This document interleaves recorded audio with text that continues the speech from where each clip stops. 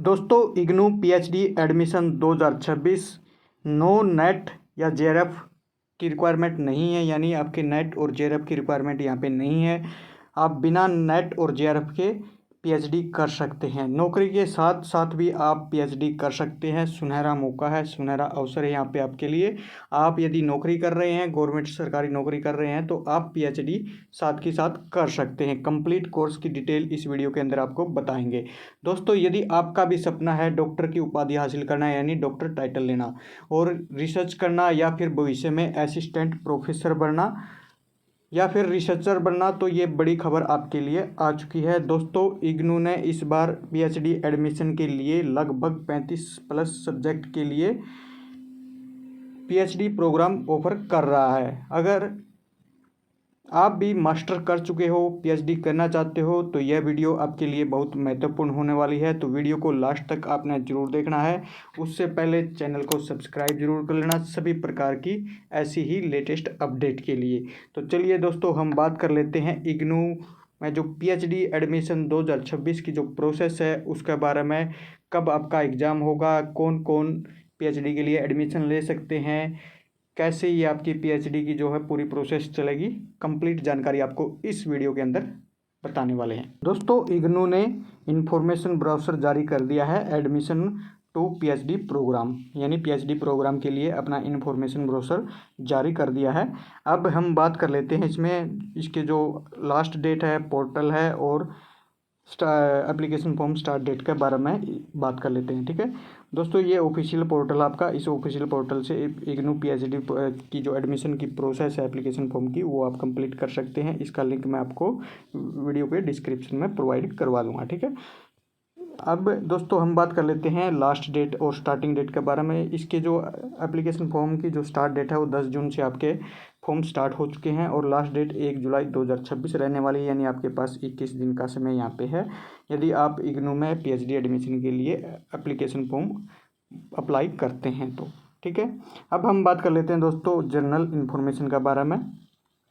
ठीक है, PhD programme जुलाई 2000 session के लिए ये आपका रहने वाला है। ठीक है, खास बात इस प्रोग्राम की है कि इसमें आप जो पीएचडी का प्रोग्राम है वो 2 कैटेगरी के अंदर है, फुल टाइम और पार्ट टाइम। ठीक है, और आपका दोनों ही कैटेगरी के अंदर आपने कोर्स वर्क क्लासेस कंप्लीट करनी पड़ेगी इग्नू पीएचडी गाइडलाइन के अकॉर्डिंग। ठीक है, जो school studies of locate at IGNOU headquarter, जो इग्नू का हेडक्वार्टर है मैदानगढ़ी के अंदर न्यू दिल्ली में, वहाँ जाके आपने अपना 6 मंथ का, ठीक है 6 मंथ का यहाँ पे दिया हुआ है, नीचे की तरफ आप स्क्रॉल करोगे तो जो आपकी कोर्स वर्क क्लासेज हैं रेगुलर बेसिस पे ये रहेगी और ये आपकी 6 मंथ के लिए रहने वाली है, फर्स्ट 6 मंथ के लिए। ठीक है, एडमिशन जब आपका स्टार्ट हो जाएगा तो पहले 6 मंथ में आपने मैदानगढ़ी जो हेडक्वार्टर वहाँ पे जाके कोर्स वर्क क्लासेज कंप्लीट करनी पड़ेगी और आपकी जो अटेंडेंस है वो 80% इसमें होनी चाहिए। ठीक है, साफ साफ इस इंफॉर्मेशन ब्राउज़र में दिखाया गया है। ठीक है दोस्तों, ये जो आप इग्नू से यदि आप पीएचडी कर रहे हैं तो आपका पीएचडी प्रोग्राम वो मिनिमम 3 ईयर का यानी 3 साल का है और मैक्सिमम 6 मंथ का है। यदि आपका एडमिशन इग्नू के अंदर हो जाता है पीएचडी में तो मिनिमम आप 3 साल के अंदर पीएचडी कर सकते हो, मैक्सिमम आपने 6 यानी 6 साल के अंदर पीएचडी कंप्लीट करनी पड़ेगी। ये साफ साफ यहाँ पे भी ब्रोशर के अंदर मेंशन किया हुआ है। ठीक है, यदि आप गवर्नमेंट एम्प्लॉयज़ हो, ठीक है, यहाँ 6 पॉइंट के अंदर आप ये डिटेल देख सकते हो, government employees wish to pursue the part time PhD programme. ठीक है, जो गवर्नमेंट एम्प्लॉयज़ है वो पार्ट टाइम पीएचडी प्रोग्राम में एडमिशन ले सकते हैं। उनको एक नो ऑब्जेक्शन सर्टिफिकेट एनओसी देनी पड़ेगी डिपार्टमेंट की तरफ से।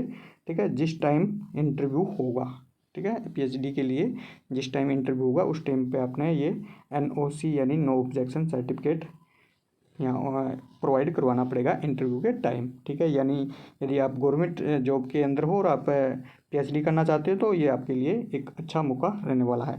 अब हम बात कर लेते हैं दोस्तों इसमें एडमिशन प्रोसीजर और सिलेक्शन क्राइटेरिया के बारे में। ठीक है, एडमिशन के इसमें दोस्तों इग्नू में एडमिशन पीएचडी में एडमिशन लेने के लिए 4 कैटेगरी में डिवाइड किए गए हैं।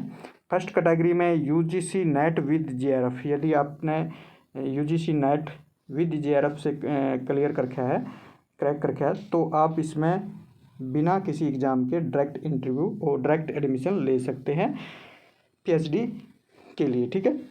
नंबर 2 पे दोस्तों कैटेगरी आपकी UGC net eligible for assistant professor and PhD। यदि आपका नेट क्लियर है असिस्टेंट प्रोफेसर के लिए या फिर PhD, ठीक है, के लिए आपका जो नेट है वो क्लियर हो चुका है, तो आप फिर भी इसके लिए आवेदन कर सकते हैं। कैटेगरी नंबर 3 में UGC net eligible for PhD only, ठीक है।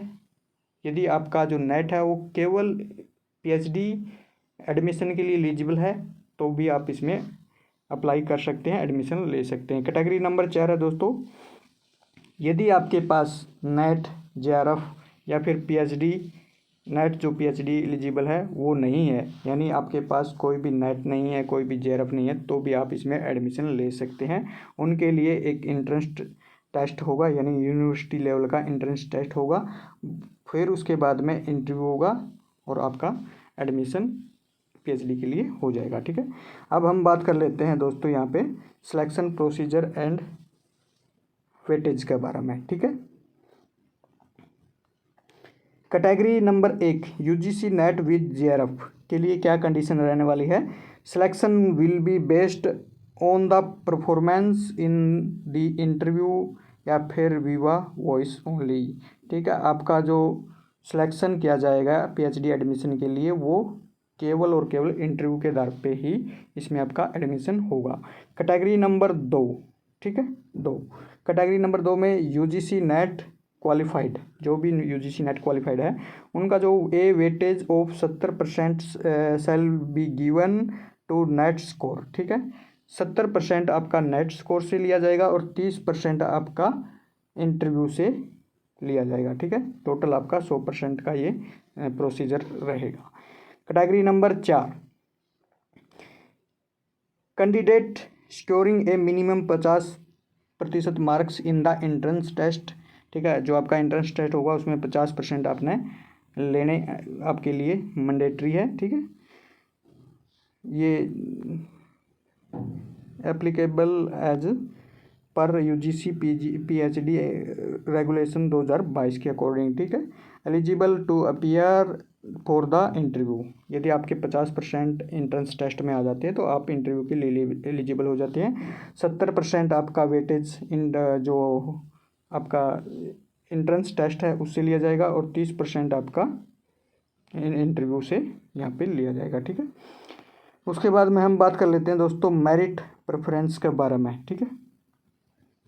ये आपकी मेरिट प्रेफरेंस के रूल एंड रेगुलेशन रहने वाले हैं। Selection will be based on combined merit and applicable reservation policy government of India. Preference for admission shall given be flowing order subject to ability to seats, ठीक है। Category wise आपकी ये इसमें होगी। अब इसमें देख लेते हैं दोस्तों थोड़ा सा और कुछ है, ठीक है। ये आपके डॉक्यूमेंट की रिक्वायरमेंट यहाँ पे रहने वाली है, Aadhaar card, voter ID card, driving licence, passport, identity card issued government agencies वगैरह, ठीक है। और इसमें हम क्या कुछ है, ठीक है, और तो नॉर्मल है दोस्तों इसके अंदर, ठीक है। आप यहाँ पे थोड़ा सा नीचे की तरफ इसमें स्क्रॉल करोगे तो यहाँ जो सब्जेक्ट लिस्ट है वो आपको मिलेगी और किस सब्जेक्ट के लिए कितनी सीट्स अवेलेबल है वो भी आपको यहाँ पे देखने को मिलेगी, ठीक है। तो पूरा ब्रोशर आपने एक बार कंप्लीट पढ़ लेना है, उसके बाद में ही आपने इसकी जो प्रोसेस है एडमिशन की एप्लीकेशन फॉर्म की वो फॉलो करनी है। इसका जो डायरेक्ट लिंक है वो मैं आपको वीडियो के डिस्क्रिप्शन में प्रोवाइड करवा दूंगा, ठीक है। तो जानकारी अच्छी लगी हो तो अपने सभी दोस्तों के साथ इसे शेयर जरूर करना। मिलते हैं एक और नई वीडियो में नई अपडेट के साथ। जय हिंद, जय भारत।